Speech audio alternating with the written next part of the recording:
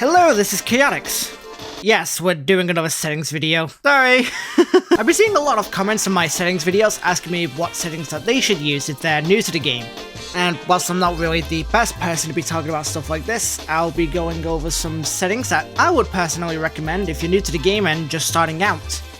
Huge, massive disclaimer, however, these are, again, not the definitive best settings for Friday Night Bloxxin, as they don't exist.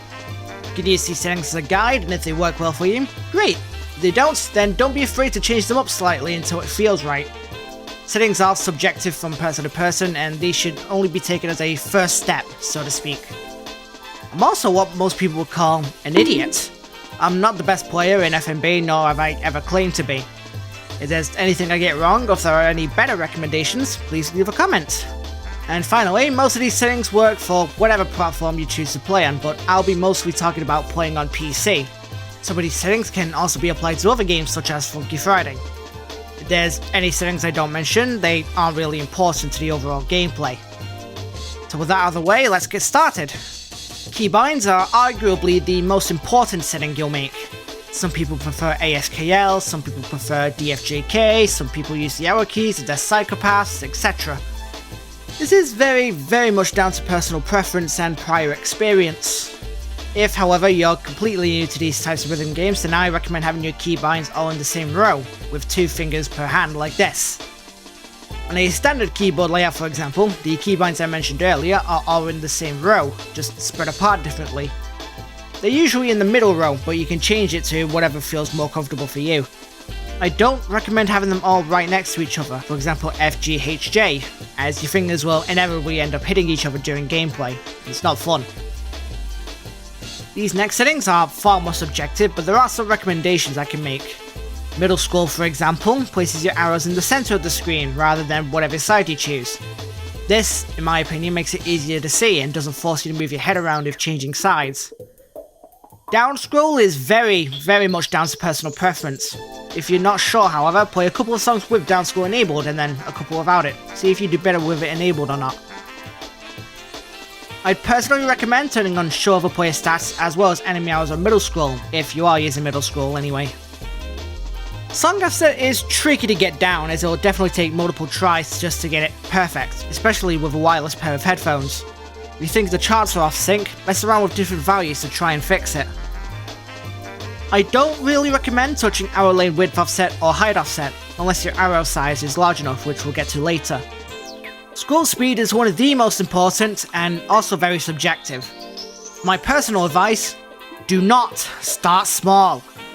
The main issue with slow scroll speeds is that the notes tend to pile together, and it gets more difficult to read them accurately. Instead, I'd suggest starting with scroll speed of, for example, 2.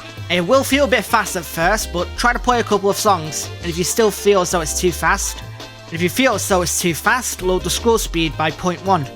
For example, setting it to 1.9 after trying 2, and then setting it to 1.8 after trying 1.9 for a couple of songs, etc.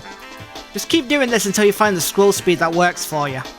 The Preferences tab contains just that, Preferences. That being said, there are a couple of settings you want to look at. Changing the underlay or background transparency can be helpful if the background is a bit bright or too distracting. If you set this to 0, then all you'll see is your notes. If that's what you're looking for, there you go. I mean, I personally think it kind of ruins the point of animations and such. FLV zoom on beat can be very distracting for some, especially on faster songs. I personally don't have much issue with it, but if you do, then I'd recommend turning this off.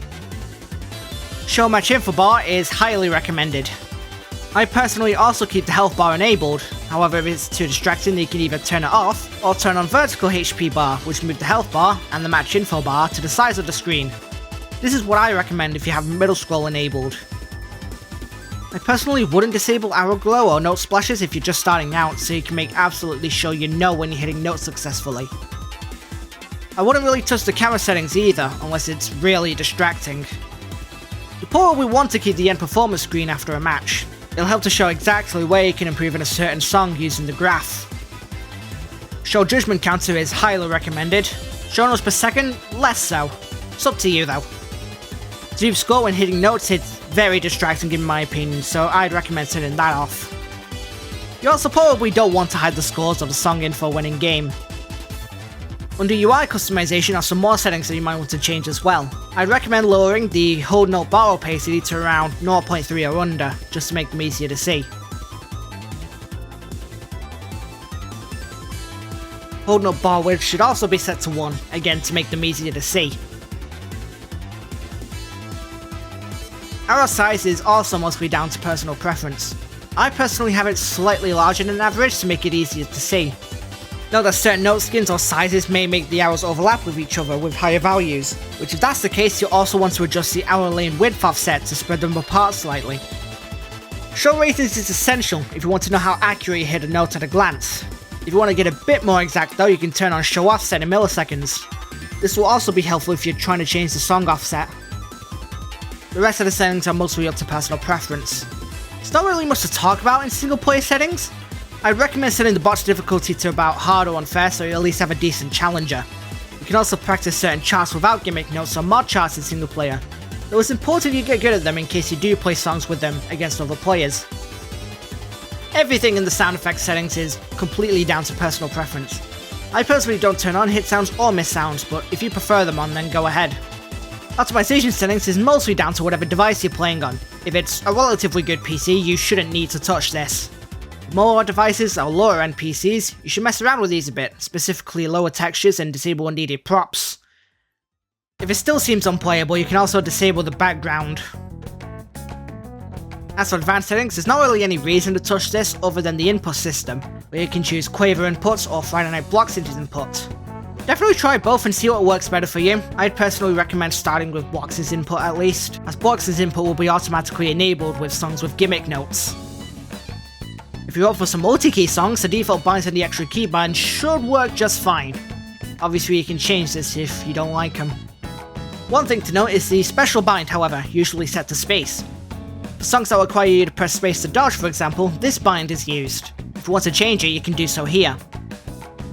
Lastly, if you're on PC, I highly suggest using the Roblox FPS unlocker if you have a somewhat decent PC, especially if you have a monitor capable of over 60Hz. Even if you don't have a high refresh rate monitor, having over 60 FPS is a huge help for latency, as Roblox inputs are always frame-based. Oh, and make sure you download from the official GitHub page by accident. There's been a few fake websites as of recent which could give your computer malware.